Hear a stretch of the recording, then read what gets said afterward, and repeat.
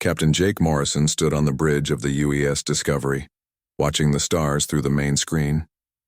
3 years had passed since they left Earth to explore the deep parts of space. Now, everything was about to change. The communication system made a loud beeping sound.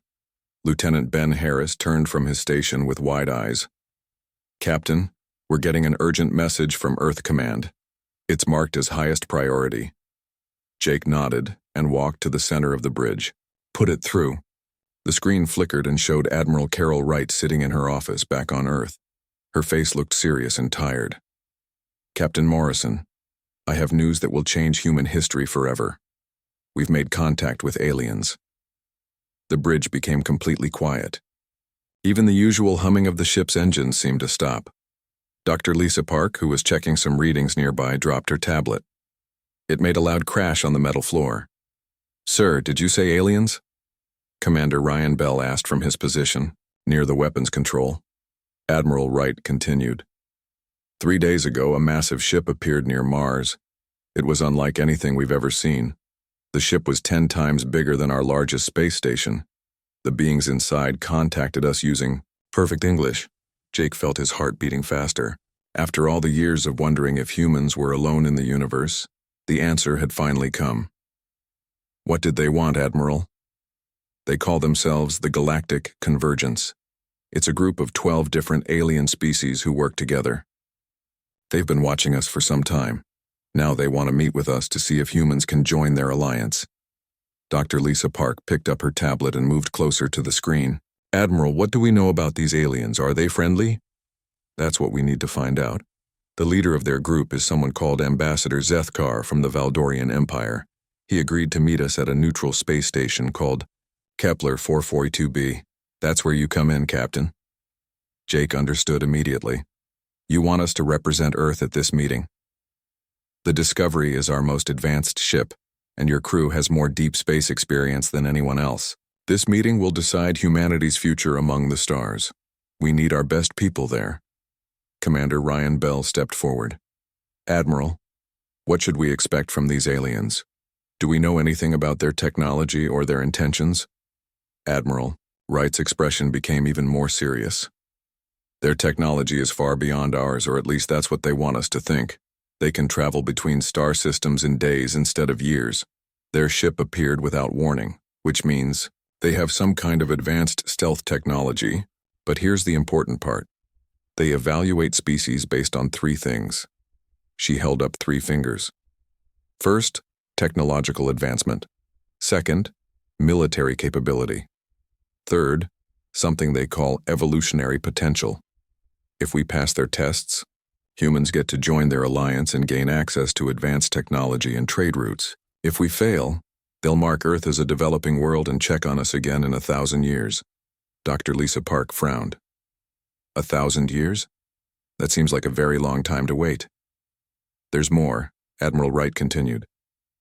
"If they decide we're not ready but might become dangerous, they'll place monitoring stations throughout our solar system. They'll watch everything we do and limit our expansion into space." The bridge crew exchanged worried looks. Jake could see the concern in everyone's eyes. The idea of aliens controlling human space exploration was frightening. "Captain," Admiral Wright said, "I'm sending you classified files that you need to review before the meeting. These files contain information about humanity's real capabilities. Information that most people on Earth don't even know exists." Jake raised an eyebrow. "Real capabilities, Admiral?" "For the past 50 years, Earth's governments have been working together on secret projects. We've developed technologies that we keep hidden from the public. We've also been very careful about how we present ourselves to any potential alien contact." Lieutenant Ben Harris turned from his station again. "Ma'am, why would we hide our own technology?" Admiral Wright looked directly at the camera. "Because we learned from history, Lieutenant. When a more advanced civilization meets a less advanced one, the results are usually not good for the weaker side. We decided long ago that, if aliens ever contacted us, we would appear humble and peaceful.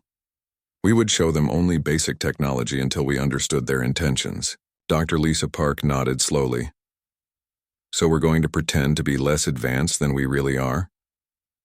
Not pretend, Doctor. We're going to be very careful about what we reveal. The files I'm sending will show you what humanity has really achieved. Our fusion power plants are just the beginning.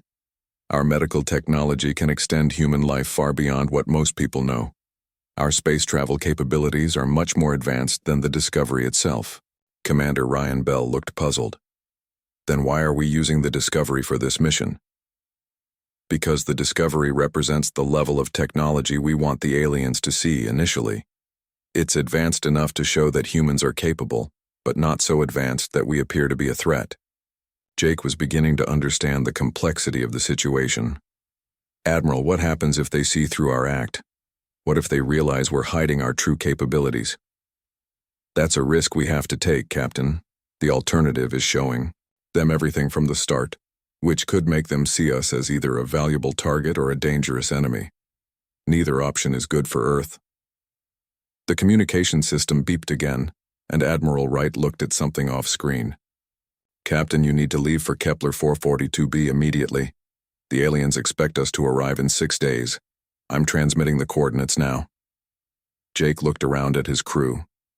These people had been with him through 3 years of deep space exploration. They had faced dangerous situations together and had become like family. Now they were about to represent all of humanity in the most important meeting in human history. Admiral, what exactly are our orders for this mission? Your primary objective is to secure humanity's acceptance into the galactic convergence. Show them that humans are worthy of membership, but do not reveal our most advanced technologies. Unless absolutely necessary, Dr. Park will handle the scientific discussions. Commander Bell will deal with any military questions. You will lead the diplomatic talks. Dr. Lisa Park stepped closer to the screen. Admiral, what if they ask us to demonstrate our capabilities? What if they want proof of our technology? The classified files contain detailed information about what you're authorized to reveal. Start with basic fusion power, quantum computing, and genetic medicine. Our interstellar travel technology is acceptable to discuss, but only within a 50 light-year radius of Earth. Jake nodded. And if they're not impressed by these capabilities? Admiral Wright was quiet for a moment. Then you'll have to make a judgment call, Captain. The files contain authorization codes for revealing more advanced technology if the situation becomes critical. But remember, once we show them something, we can never take it back. The screen flickered slightly as the transmission began to weaken. Captain, I'm losing the signal. Review those files carefully. The future of humanity depends on how well you handle this meeting. Earth Command believes in you and your crew. The screen went black, leaving the bridge in silence. Jake looked around at his team. Dr. Lisa Park was already checking her tablet for the incoming files. Commander Ryan Bell was reviewing the navigation data for their new destination. Lieutenant Ben Harris was preparing the ship's systems for immediate departure. Well, crew, Jake said finally, it looks like we're about to make history. Let's get the Discovery ready for the most important mission of our lives. As the ship began to change course toward the Kepler 442b space station, Jake couldn't help but wonder what they would find there. The aliens had the technology to travel between stars in days and could appear without warning near Earth. What else were they capable of? And more importantly, would humanity's careful approach be enough to secure their place among the stars? The next 6 days would determine the future of the human race. The Kepler 442b space station appeared on the Discovery's main screen like a massive metal flower floating in space. Its 12 sections spread out from a central hub, each one built in a different style. Some sections looked like crystal formations, others appeared organic and curved, while a few seemed to be made of flowing liquid metal that never stopped moving. Captain Jake Morrison stood on the bridge, watching their approach. I've never seen anything like it, he said quietly. Dr. Lisa Park was studying her readings. Captain, the energy signatures coming from that station are incredible. Each section is using a different type of power source. Some of them are technologies I can't even identify. Commander Ryan Bell checked his tactical displays. No weapons detected, but honestly, with technology this advanced, they might not need weapons as we understand them. The communication system activated, and a voice spoke, in perfect English. The voice sounded like crystal chimes mixed with flowing water. Human vessel discovery. This is Kepler Station Control. You are cleared to dock at Section 7. Ambassador Zethkar is waiting for you. Jake nodded to Lieutenant Ben Harris, who guided the ship toward the designated docking port. As they got closer, they could see that Section 7 was made of what looked like living crystal that pulsed with soft blue light. Once the discovery was secure, Jake gathered his team in the airlock. Dr. Lisa Park carried a case with samples of human technology. Commander Ryan Bell wore his dress uniform with all his medals. They all took deep breaths before stepping onto the alien station. The moment they entered the station, Jake felt different. The air was thicker and seemed to tingle against his skin. The walls around them were transparent crystal, and through them he could see stars moving in patterns that made no sense. "Welcome, humans," said a tall figure approaching them. Ambassador Zethkar was unlike anything they had imagined. He stood 9 feet tall and appeared to be made entirely of living crystal. His body shifted colors from blue to green to purple as he moved. When he spoke, his voice came from everywhere at once. "I'm Ambassador Zethkar of the Valdorian Empire. I represent the Military Assessment Division of the Galactic Convergence." His crystal face had no expression, but somehow Jake could sense that he was being studied very carefully. Behind Zethkar came 2 other beings.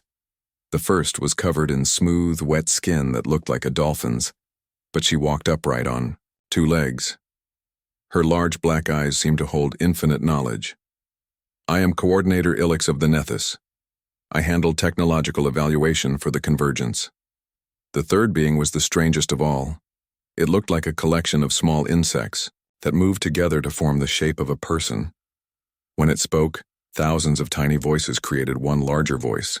"We are Unit 7 of the Korthak Collective. We analyze social and evolutionary development." Jake stepped forward and tried to appear confident. "I am Captain Jake Morrison, representing Earth and humanity. This is Dr. Lisa Park, our chief scientist, and Commander Ryan Bell, our military advisor." Zethkar's crystal body shifted to a deeper blue color. "Follow us to the evaluation chamber.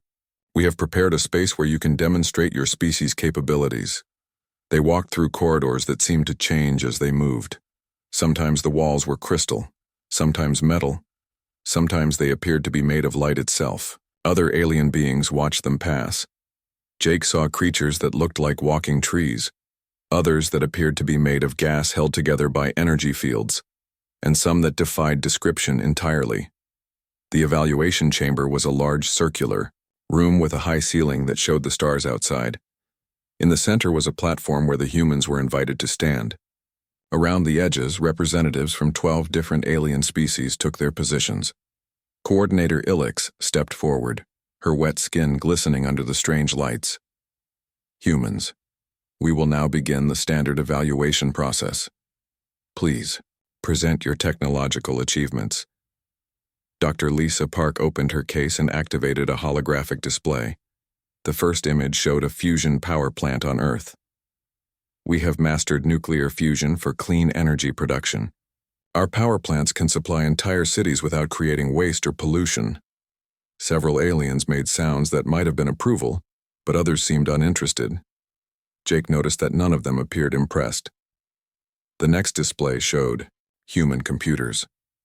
"We have developed quantum computing systems that can solve complex problems in seconds.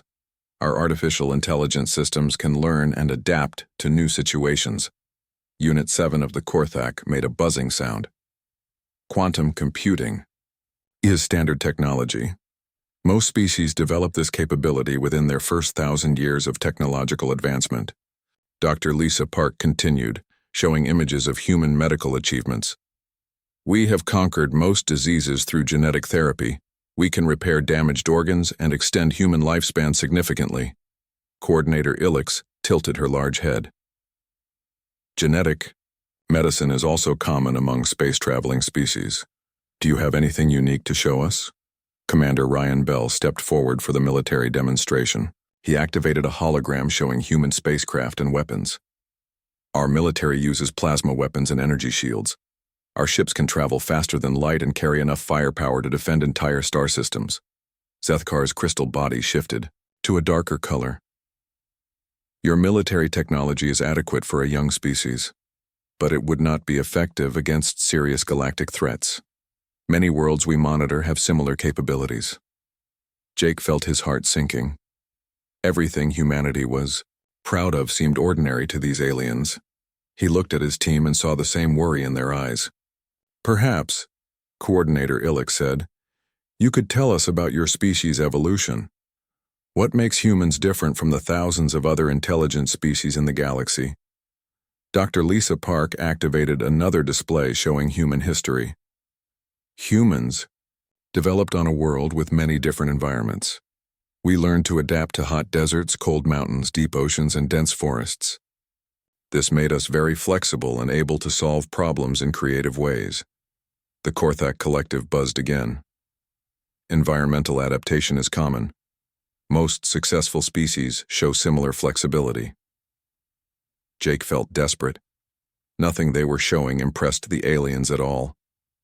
He remembered Admiral Wright's words about revealing more advanced technology only if absolutely necessary.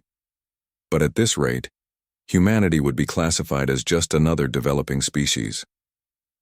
Zethkar moved to the center of the room. Humans, we appreciate your presentation, but we must be honest. Your species shows the standard development pattern we see in most young civilizations. Your technology is predictable, your military capabilities are limited, and your evolutionary path is typical. Commander Ryan Bell clenched his fists. What do you mean by typical? Most species develop fusion power, then quantum computing, then genetic medicine, then faster-than-light travel. You have followed this exact pattern. There is nothing unique about humanity that would benefit the galactic convergence. Coordinator Illich added, we have evaluated over 3,000 species in the past million years. Only 47 have been accepted into the convergence. The rest were classified as developing worlds requiring further evolution. Jake felt a chill run down his spine. And what happens to developing worlds? They are monitored for their own protection and the protection of others. We place observation stations throughout their space to ensure they do not become a threat during their maturation period. In approximately 1,000 years, we evaluate them again. The room became very quiet. Jake could hear his own heartbeat. 1,000 years was longer than all of recorded human history. By the time the aliens returned, everyone on Earth today would be long dead. Unit 7 spoke in its strange, multiple voice. However, we have noticed some irregularities in your historical records and technological development. There are gaps in your timeline that suggest capabilities beyond what you have presented. Jake tried to keep his expression neutral, but inside he was panicking. The aliens suspected that humanity was hiding something. Zethkar's crystal body turned bright red. Some of our species believe that humans may be more dangerous than they appear. If this is true, we would need to take stronger measures to protect galactic civilization. Dr. Lisa Park stepped closer to Jake. What kind of stronger measures? Direct oversight of your world, limitation of your space travel, restriction of your technological development until we are certain you are not a threat. The words hit Jake like a physical blow. The aliens were talking about controlling Earth, limiting human expansion, and stopping human progress. Everything humanity had worked for could be destroyed by this meeting. Jake looked around the room at the 12 alien species watching them. He realized that humanity's careful plan to appear humble and peaceful was about to backfire completely. The aliens were preparing to treat Earth like a dangerous child that needed to be controlled. He thought about the classified files Admiral Wright had sent. The real capabilities humanity possessed, the technologies they had kept secret, the true extent of human achievement that these aliens had no idea about. The decision he made in the next few minutes would determine whether humanity remained free or became a monitored species controlled by aliens. Ambassador Zethkar raised one of his crystal arms and the entire evaluation chamber changed. The walls became transparent, showing the vast emptiness of space around them. Before we make our final decision about humanity, you should see what the other members of the Galactic Convergence can accomplish. Jake Morrison felt his stomach drop. He had hoped the evaluation was over, but now the aliens wanted to show off their own capabilities. He exchanged worried glances with Dr. Lisa Park and Commander Ryan Bell.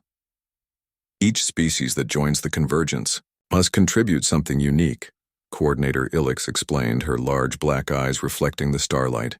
We will demonstrate why these species earned their place among us. Zethkar moved to the center of the chamber. His crystal body began to glow brighter and brighter until it was almost painful to look at. Then he reached out his hands and touched the air. Where his fingers made contact, the empty space began to change. Atoms appeared from nowhere and started arranging themselves into complex patterns. Within minutes, Zethkar had created a perfect sculpture of the discovery from raw matter, but he didn't stop there. The sculpture began to move and change, becoming a working model of the ship with tiny lights and moving parts. All of this was made from literally nothing but empty space. The Valdorians can manipulate matter at the molecular level, Zethkar said calmly. We can create anything we need from the basic building blocks of reality: food, tools, weapons, entire buildings. All can be formed instantly wherever we are in the galaxy. Dr. Lisa Parks stared at the sculpture with her mouth open. Human technology could do many things, but creating matter from nothing was beyond anything she had ever imagined. She looked at her tablet where she had been recording energy readings, but the numbers made no sense. Unit 7 of the Korthak stepped forward next. The collection of small creatures that formed its body began to separate and spread throughout the chamber. Some of the creatures flew to the far corners of the room, others moved to different sections of the space station, and some even seemed to disappear entirely. Watch your communication device, Unit 7 said, its voice now coming from everywhere at once. Jake looked at his wrist communicator. Suddenly it began receiving messages from all over the galaxy, real-time reports from planets thousands of light-years away, weather conditions on worlds he had never heard of, military movements of species the Discovery had never encountered, trade negotiations happening right now in distant star systems. The Korthak Collective shares consciousness across unlimited distance, Unit 7 explained. Every member of our species, no matter where they are in the galaxy, shares the same mind. We know everything that happens anywhere, instantly. No communication delay, no information barriers, no secrets that can be hidden from us. Commander Ryan Bell felt a chill run down his spine. If the Korthak could share information instantly, across the entire galaxy, they probably already knew more about Earth than humans had told them. They might know about the secret technologies, the hidden colonies, everything that Admiral Wright had warned them to keep secret. Coordinator Ilix was the last to demonstrate. She moved to a control panel that rose from the floor and began entering commands with her webbed fingers. The chamber's windows changed to show a dead, lifeless planet covered in gray dust and broken rocks. This world was destroyed by a supernova 300 years ago. Ilix said, nothing has lived there since the star exploded. Watch carefully. Ilix continued working at the controls. Through the windows they could see massive machines appearing around the dead planet. The machines were bigger than Earth's moon and moved with impossible grace. They began working on the planet's surface, and within hours the gray dust was turning green. Our terraforming technology can restore any world, no matter how damaged, Ilix explained. We can create atmospheres, oceans, weather systems, and even complex ecosystems in a matter of days. Entire civilizations can be relocated to new worlds when their old ones become uninhabitable. Jake watched as the dead planet became a living world with blue oceans and green continents. Cities began appearing on the surface, and he could see lights that indicated millions of people were already living there. All of this had happened in less than an hour. These demonstrations show why the Convergence has survived for millions of years, Zethkar said, his crystal body returning to its normal blue color. Each species contributes abilities that benefit everyone. The Valdorians provide matter creation, the Korthak supply instant communication, the Nethys offer planetary engineering. What can humanity contribute that we do not already possess? The question hung in the air like a physical weight. Jake looked at his team and saw the same expression of helplessness on their faces. How could humanity compete with abilities like these? Creating matter from nothing, instant galactic communication, terraforming dead worlds in hours. These were capabilities that seemed like magic. Dr. Lisa Park tried to think of something, anything that made humans special. We're very good at solving problems in creative ways. Humans can adapt to almost any situation and find solutions that others might not consider. Unit 7 made a buzzing sound that might have been laughter. Problem solving and adaptation are basic survival traits. Every intelligent species possesses these abilities, or they would not have reached space travel. Commander Ryan Bell stepped forward, his military training taking over. Our species has survived many wars and conflicts. We know how to fight and defend ourselves. Zethkar's crystal body shifted to a darker color. Commander, your largest wars involved fewer people than live in a single city on most convergence worlds. Your most powerful weapons could barely damage one of our exploration vessels. Military capability is not humanity's strength. Jake felt desperation growing in his chest. Everything his species was proud of seemed meaningless compared to what the aliens could do. But he also felt something else: anger. These aliens were treating humanity like children, dismissing human achievements as if they meant nothing. Perhaps, Coordinator Illich said, her voice gentle but firm. Humanity needs more time to develop unique capabilities. Most species require several thousand years to reach their full potential. Or perhaps, Unit 7 added, humanity represents a different kind of challenge. Our analysis of human history shows patterns that concern some convergence members. Jake's heart started beating faster. What kind of patterns? The insect-like creatures that formed Unit 7 moved closer together, creating a more solid humanoid shape. Humans show an unusual rate of technological advancement. Your species went from basic agriculture to space travel in less than 10,000 years. Most species require 50,000 years or more for similar development. Zethkar nodded, his crystal form reflecting the chamber's lights. There are also gaps in your historical records, periods where human progress seems to jump forward, without logical explanation, technologies that appeared without clear development paths. Commander Ryan Bell tried to keep his expression neutral, but Jake could see the worry in his eyes. The aliens were getting too close to the truth about humanity's hidden capabilities. Furthermore, Coordinator Illich continued, your species shows unusual unity for such a young civilization. Most races are still fighting among themselves when they achieve interstellar travel. Yet humans have apparently worked together to create a unified space program and diplomatic approach. Dr. Lisa Park spoke carefully. Maybe humans just learned from our mistakes faster than other species. Unit 7's multiple voice took on a skeptical tone. Or maybe humans are hiding the true extent of their development. Some of our members believe that what you have shown us today represents only a fraction of your real capabilities. The accusation hung in the air like a bomb waiting to explode. Jake felt sweat forming on his forehead, despite the chamber's cool temperature. The aliens suspected the truth, and if they were right, humanity might face consequences far worse than being classified as a developing world. Zethkar moved closer to the human delegation. If humanity is deliberately concealing advanced technology, this would be considered an act of deception toward the galactic convergence. The punishment for such deception is severe. What kind of punishment? Jake asked, though he wasn't sure.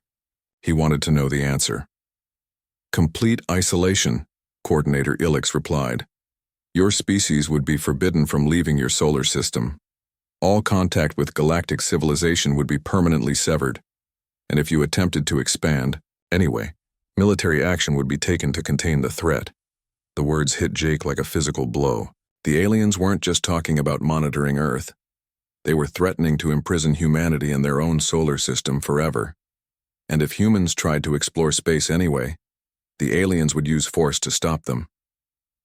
Jake looked around the chamber at the representatives of 12 alien species, all watching him with expressions he couldn't read. He thought about the classified files back on the Discovery, filled with information about humanity's real achievements, technologies that could change the balance of power in the galaxy, capabilities that might make even these advanced aliens think twice about threatening Earth. But revealing those capabilities would be gambling with the future of the human race. Captain Jake Morrison felt the weight of the entire human race on his shoulders. The 12 alien species around him waited for his response, their strange eyes and sensors focused on his every movement. Behind him, Dr. Lisa Park and Commander Ryan Bell stood ready to support whatever decision he made. Jake thought about Earth, about the billions of people who had no idea their future was being decided in this moment. He thought about his family back home, about children who would never see the stars if he made the wrong choice now. "I need to contact my ship," Jake said finally. "Before we continue, I must speak with my superiors on Earth." Ambassador Zethkar's crystal body flickered through several colors. "Very well, but understand that any attempt to flee or deceive us will result in immediate action against your world." Jake nodded and activated his wrist communicator. "Discovery, this is Captain Morrison. I need an emergency quantum link to Earth Command. Maximum encryption." Lieutenant Ben Harris responded immediately. "Captain, establishing quantum link now. Admiral Wright is standing by." Within seconds, Admiral Wright's voice came through the communicator crystal clear despite the incredible distance. "Captain, report your status." "Admiral, the situation is critical. The aliens suspect we're hiding our true capabilities. They're threatening to isolate Earth permanently if they believe we've been deceptive. Some are even discussing military action." There was a long pause. Jake could almost hear Admiral Wright thinking through the implications. "Captain, I'm authorizing Protocol 7. You have permission to reveal classified information as needed to prevent hostile action against Earth. But do it gradually. Show them we've been cautious, not deceptive." Jake felt a mixture of relief and terror. Protocol 7 meant he could reveal humanity's true capabilities, but once that door was opened, there would be no going back. "Understood, Admiral. Morrison out." Jake turned back to the waiting aliens. Their expressions were unreadable, but he could sense their impatience and growing suspicion. "I've received authorization to share additional information about humanity," Jake said. "But first, I want you to understand why we've been cautious. In human history, when advanced civilizations met less advanced ones, the results were usually terrible for the weaker side. We wanted to understand your intentions before revealing our full capabilities." Coordinator Ilix tilted her large head. "So you admit that you have been hiding technology from us?" "We've been careful," Jake replied. "Just as you would be careful when meeting strangers who could destroy your world." Dr. Lisa Park stepped forward, her hands trembling slightly as she opened her equipment case. "What we showed you earlier represents our export technology. The level of advancement we're comfortable sharing with other species until we know they can be trusted." She activated a new holographic display, and the air above the platform filled with complex genetic diagrams. "This is humanity's true understanding of genetics. We haven't just mapped our genome. We've learned to actively direct our own evolution." The hologram showed humans adapting to different environments in real time. People developing gills to breathe underwater, growing thicker skin to survive radiation, changing their bone density to live in low gravity. "Every human you see today is the result of guided evolution," Dr. Lisa Park continued. "What you assumed was natural human diversity is actually centuries of controlled development. We've created specialized populations for different planets, different conditions, different challenges." Unit 7 of the Korthak Collective made a buzzing sound of surprise. "You are saying that humans can consciously evolve? This is theoretically possible but extremely dangerous." "Dangerous if done carelessly," Dr. Lisa Park agreed. "But we've learned to do it safely. Every change is tested extensively before implementation. We can adapt to any environment while keeping our core humanity intact." Ambassador Zethkar's crystal form shifted to a brighter blue. "This is indeed impressive, but genetic manipulation is not unknown among galactic species." Commander Ryan Bell stepped forward next. "What we showed you earlier was our export military technology. equipment we might sell to allies or use for basic defense. He activated his own display, showing completely different ships and weapons. Real military technology operates on principles that most species consider impossible. These ships don't just travel faster than light. They exist in multiple dimensions simultaneously. They can be in several places at once. The hologram showed a single human ship appearing in dozens of locations around a star system, each image solid and real. Enemy fire passed through some copies while others fired back with devastating accuracy. Our weapons don't just destroy targets, Commander Ryan Bell continued. They adapt to any defense. The stronger an enemy's shields, the more powerful our weapons become. We learned long ago that the best way to win a fight is to make sure your opponent's strength works against them. Coordinator Ilix studied the displays with her large black eyes. This suggests technology far beyond what you initially presented. How long have you possessed these capabilities? Decades, Commander Ryan Bell replied honestly. But we only use them when absolutely necessary. Most of our conflicts are resolved with much simpler technology. Dr. Greg Ward, who had been quiet until now, stepped forward with his own display. Our energy technology is perhaps the most advanced aspect of human science. You've seen our fusion power, which we developed 50 years ago. But that was just our starting point. The new hologram showed massive facilities that seemed to bend space around them. We don't just harness existing energy sources. We've learned to create entirely new forms of energy by manipulating the fundamental forces of reality. Ward pointed to different sections of the display. These facilities create localized areas where the laws of physics work differently. We can make gravity stronger or weaker, change the speed of light, alter the behavior of matter itself. Our energy production is limited only by how much reality manipulation we're willing to risk. The alien representatives exchanged looks that Jake couldn't interpret. Some seemed amazed, others appeared concerned, and a few looked almost frightened. Sethkar moved closer to the human delegation. These capabilities are far beyond what we expected from your species. Why did you not reveal them initially? Jake took a deep breath. Because we've learned that power without wisdom leads to destruction. Every capability we've shown you came with a price. We had to learn to use them responsibly. Genetic evolution sounds wonderful until you accidentally create humans who can't survive on their home planet. Adaptive weapons are impressive until they become too powerful to control. Reality manipulation gives unlimited energy, but one mistake could unravel the fabric of space itself. Dr. Lisa Park nodded. We've made mistakes. Terrible mistakes that cost lives and nearly destroyed entire colonies. Each advance in our technology came with hard-learned lessons about restraint. Commander Ryan Bell added, our military technology is so powerful that we've had to develop entirely new strategies for using it.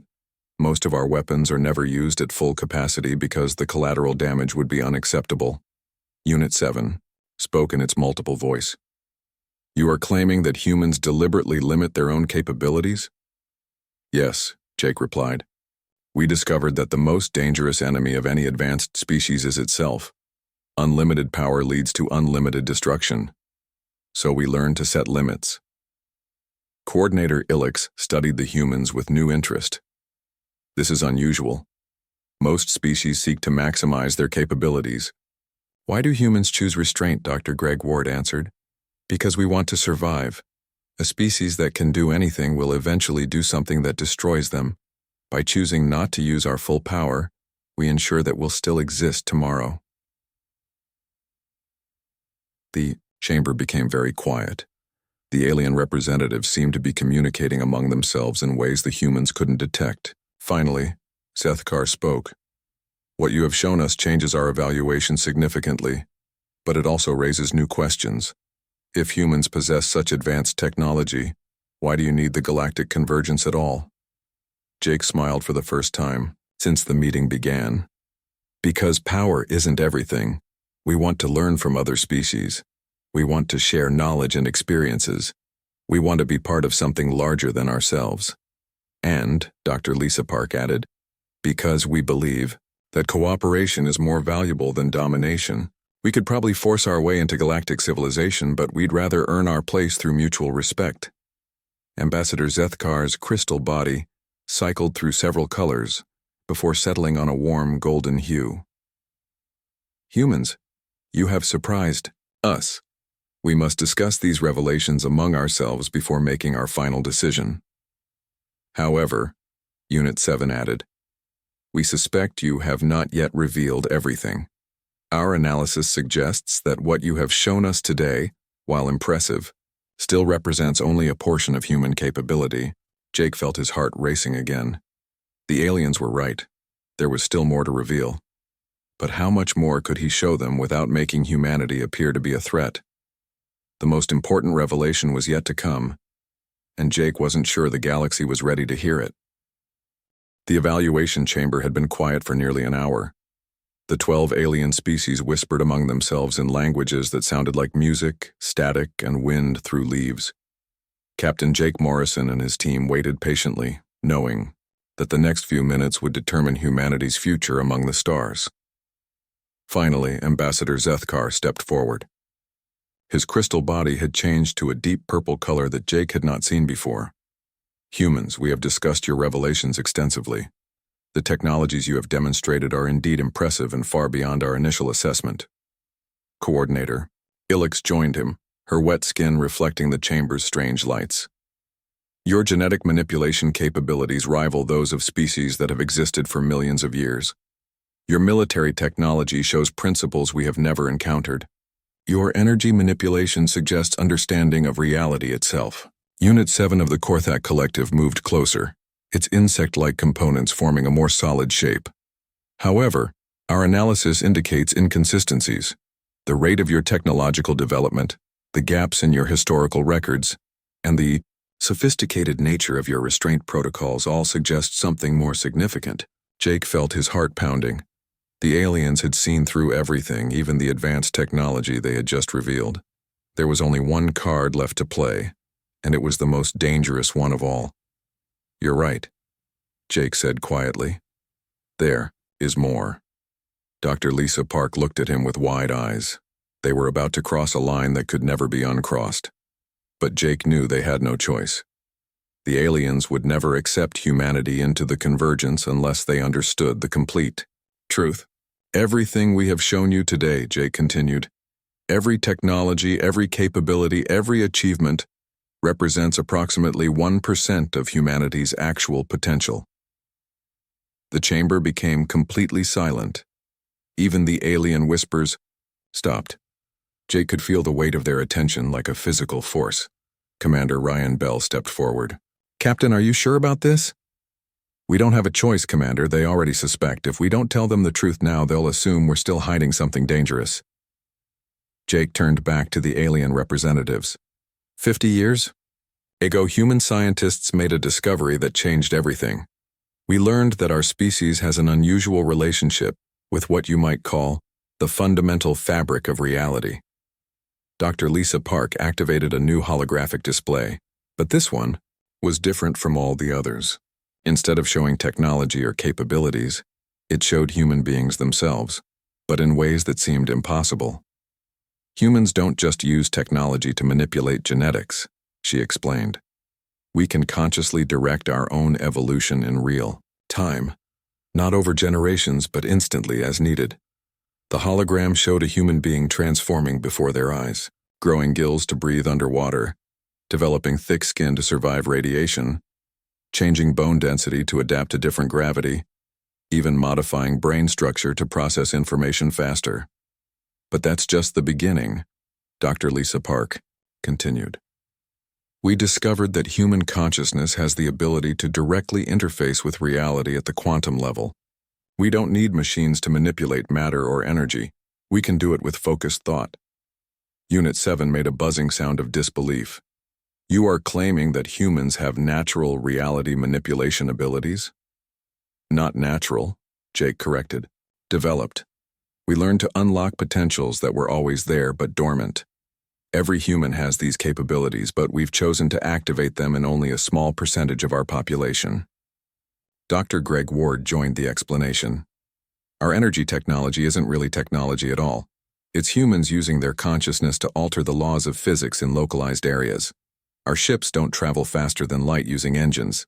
They Use human pilots who can temporarily change the nature of space and time around them. Zethkar's crystal body flickered through rapid color changes. This is impossible. Consciousness cannot directly affect physical reality on such a scale. We thought so too, Commander Ryan Bell said, until we learned to do it. Our military doesn't rely on weapons and shields. We have soldiers who can become temporarily invulnerable, who can exist in multiple locations simultaneously, who can alter the molecular structure of enemy equipment with their minds. Jake saw the fear beginning to show in the aliens' reactions. This was exactly what he had been worried about. But here's the most important part. We've chosen not to use these abilities. What do you mean? Coordinator Ilix asked, her voice showing confusion. We call it the 1% protocol, Jake explained. Early in our development of these capabilities, we realized that unlimited power leads to unlimited destruction. A human who can manipulate reality with their thoughts could accidentally destroy entire star systems if they lost control, Doctor. Lisa Park continued the explanation. So we made a collective decision as a species. We would develop these abilities to their full potential, but we would only use 1% of what we're capable of. Everything else stays locked away unless we face an extinction-level threat. You voluntarily limit yourselves? Unit 7 asked, its multiple voice showing amazement. Yes, Jake replied. Every human who develops these abilities goes through extensive training in restraint and control. We learn to use the minimum power necessary to accomplish any task. Most humans live their entire lives never knowing they have these capabilities at all. Commander Ryan Bell activated another display showing human colonies throughout the galaxy. Earth isn't our only world. We've been quietly establishing backup civilizations for generations, not to conquer or expand aggressively, but to ensure that humanity survives no matter what happens. Each colony serves as a laboratory for different evolutionary paths, Dr. Lisa Park added. We're not just one species anymore. We're becoming dozens of human variants, each adapted for different challenges and environments. Zethkar moved closer to the human delegation. If what you claim is true, why do you need the galactic convergence? You could dominate any species you encountered. Jake smiled sadly. Because domination isn't survival, Ambassador. A species that conquers everything eventually runs out of things to conquer and starts destroying itself. We learned that the hard way. Our early experiments with unlimited power nearly destroyed us, Dr. Greg Ward admitted. We lost entire colonies to humans who couldn't control their abilities. We fought wars where reality itself became a weapon. We almost made ourselves extinct before we learned wisdom. The 1% protocol saved us, Dr. Lisa Park continued. By choosing limitation, we chose survival. By choosing restraint, we chose growth.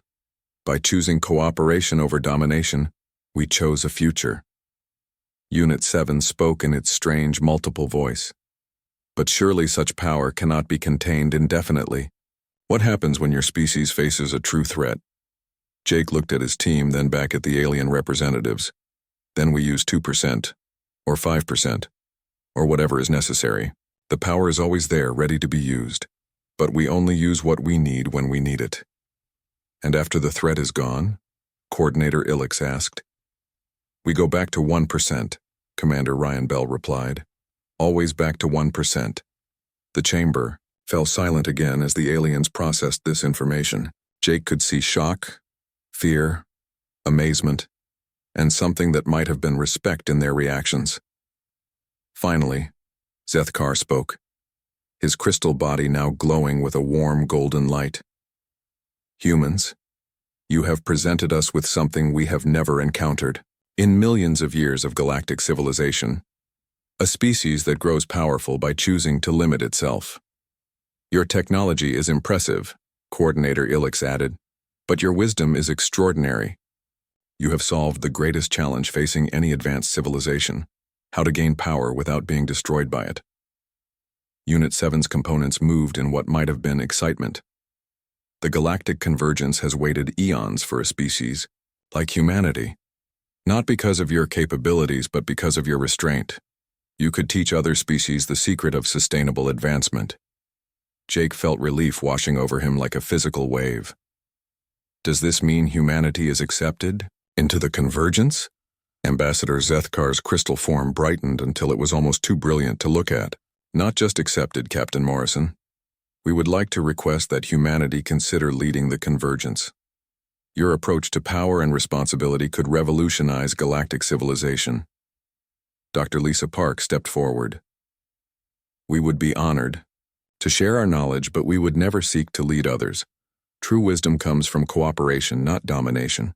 Then you will fit perfectly into our alliance, Coordinator Illick said with what might have been a smile. As Captain Jake Morrison and his team prepared to return to the Discovery, he reflected on the incredible journey that had brought them here. Humanity had earned its place among the stars not by showing how powerful they were, but by showing how wise they had become. The greatest strength, Jake realized, wasn't in using all your power. It was in choosing when and how to use it. The 1% protocol hadn't limited humanity. It had liberated them to become something greater than any species in galactic history, and this was only the beginning of humanity's journey among the stars.